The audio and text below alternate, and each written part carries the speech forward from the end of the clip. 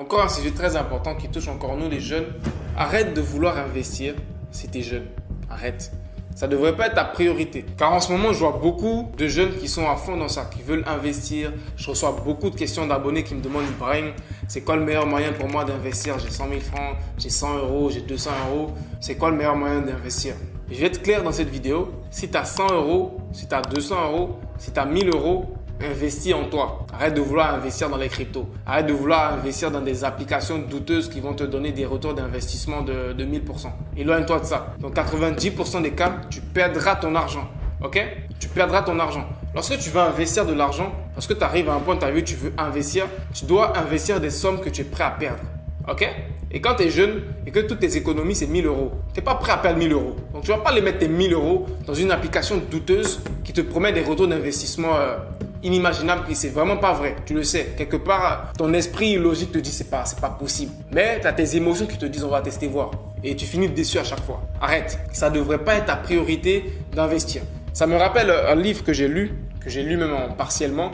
Père riche, père pauvre, un livre qui parle de l'éducation financière, comment devenir riche de la bonne manière, tu vois. Et il détaille un peu le cycle de la richesse financière, de l'indépendance financière. Ça démarre d'abord par l'étape où tu gagnes de l'argent, ok? L'étape numéro 1, c'est de gagner de l'argent. Donc, que ce soit avoir un business, que ce soit avoir un boulot, peu importe. L'étape numéro 1, ça doit être de gagner de l'argent. Une fois que tu gagnes de l'argent, que tu as une assise, tu as des économies, etc. Tout ce qui va avec, tu entames l'étape numéro 2 qui est d'investir. Et investir, ce n'est pas n'importe comment. C'est investir dans des trucs sûrs, dans des actifs qui sont sûrs, le plus sûr possible. Car ton argent, tu l'as durement gagné. Tu ne veux pas mettre ton argent que tu as durement gagné dans des investissements qui sont douteux. Ce n'est pas logique. Je te prends un exemple. Disons que tu es une personne, tu as galéré pour avoir des enfants. Et là, Dieu merci, tu as pu avoir des enfants. Est-ce que tu vas prendre le risque de donner une éducation douteuse à tes enfants? 2. Tu ne veux pas mettre ton argent que tu as durement gagné dans des investissements douteux. Tu dois investir, mais dans des actifs qui sont sûrs. Et selon le livre que j'ai lu, l'actif le plus sûr, selon lui à l'époque, c'est l'immobilier. Tu vois, investir dans l'immobilier, etc. Il y a plusieurs moyens d'investir dans l'immobilier. Mais moi, je ne pense pas que c'est forcément l'actif le plus sûr. Plein d'actifs, l'immobilier, les commodités, l'or, l'argent, etc. Bref, je récapitule. Première étape, tu gagnes de l'argent. Avec un business, avec un boulot, peu importe, gagne de l'argent. Ensuite, une fois que tu as une assise, tu as des économies, tu cherches à investir, mais investir dans des choses qui sont sûres, pas dans des applications douteuses qui sont sorties l'année passée où on te promet des retours d'investissement de 1000%. Tu ne veux pas investir dans des trucs comme ça. Ça, c'est des trucs qui sont douteux. Et troisième étape, une fois que tu as des investissements, donc, et ça c'est principalement avec l'immobilier, tu as des investissements, tu as des retours qui sont entre guillemets passifs. Donc tu reçois des loyers ou tu reçois des pourcentages, des dividendes si tu as investi dans la bourse, etc. Une fois que tu as investi l'argent et que tu reçois des retours passifs, tu peux vivre de ces retours passifs que tu reçois de tes investissements. Et là, au fur et à mesure, plus tu vas investir de l'argent, plus tu seras à un point où tu pourras 100% vivre de tes revenus passifs de tes investissements. Et c'est là que tu n'auras plus besoin de travailler, tu n'auras plus besoin d'entreprendre si tu veux, tu peux juste rien faire. Et tu as des investissements, tu as des retours passifs qui reviennent chaque mois, etc. Donc ça, c'est très simplifié, le résumé un peu du livre Père riche, Père pauvre, mais je t'invite à aller le lire. Tu auras beaucoup plus de détails qui vont te clarifier cet aspect-là. Donc si je t'ai pris cet exemple-là, c'est pour t'illustrer le fait que lorsque tu es jeune et que tu n'as pas beaucoup d'argent, ta priorité ne devrait pas d'être d'investir le peu d'argent que tu as. Car tu risques de le perdre et tu risques de regretter. Ta priorité ne devrait pas de vouloir investir dans des applications, dans des trucs de crypto où tu auras des retours d'investissement de 10 000%. Ça, ce n'est pas ta priorité. Cherche pas à investir.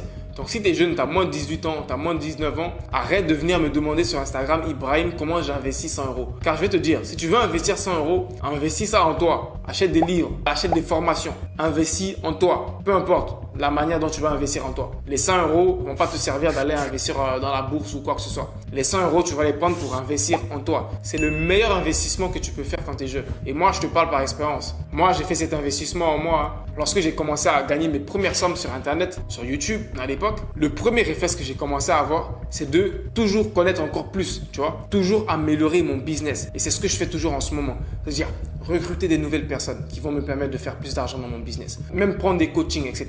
qui vont me permettre d'avoir des meilleures compétences pour faire plus d'argent dans mon business. Acheter de nouveaux outils qui vont me permettre d'être plus performant dans mon business. Acheter des livres qui vont me permettre d'apprendre des compétences, qui vont me permettre d'être une meilleure personne et de développer encore plus mon business. C'est ce que je fais quotidiennement de mon argent. Donc pour ceux qui se demandent, Ibrahim, il gagne plein d'argent, qu'est-ce qu'il fait de son argent? Il vit pas dans des trucs de luxe, etc. C'est ce que je fais quotidiennement dans mon argent. Tout mon argent, littéralement, il repart comme ça dans mon business, dans mon développement personnel pour être une meilleure personne, pour avoir un meilleur business. C'est le meilleur investissement que tu peux faire quand tu es jeune, les gars. C'est le meilleur investissement que tu peux faire. Car cet investissement, il va payer 10 fois, 1000 fois plus après. Ok? Et là, même, je pèse mes mots. Donc, si tu es jeune, que tu as 1000 euros, tu as 500 euros, tu as 100 euros, quoi que ce soit, arrête de chercher des applications où tu vas investir. Arrête ça. Éloigne-toi de ça. Si on te propose ça, n'écoute pas les gens qui te proposent ça. Car il y a des gens qui vont venir te proposer ça, te dire, t'inquiète, j'ai essayé, ça marche. Tu investis 100 euros, au bout de 2 mois, tu gagnes 10 euros par jour. Éloigne-toi de ça. Ça finit pas bien, ce genre de choses. Ça finit pas bien. À chaque fois qu'on te dit quelque chose qui est trop beau pour être vrai, c'est que c'est trop beau pour être vrai. C'est pas vrai. Ok? Arrivé à un moment, ils vont arrêter de te donner 10 euros et tu vas tout perdre. Tu vas tout perdre. Et je veux t'éviter ça. Si tu es jeune, ta priorité, investir dans ton développement personnel. Ça devrait être ça ta priorité. Ça devrait pas être d'investir, faire des 10 euros ou quoi que ce soit. Puis ça.